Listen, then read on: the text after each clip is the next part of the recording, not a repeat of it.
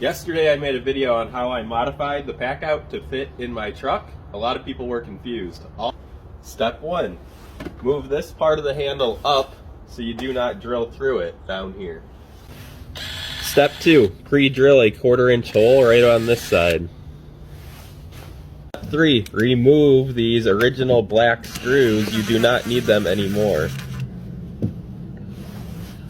Step 4, install this clip. When you need to put your box in your truck, all you have to do now is remove these little clips.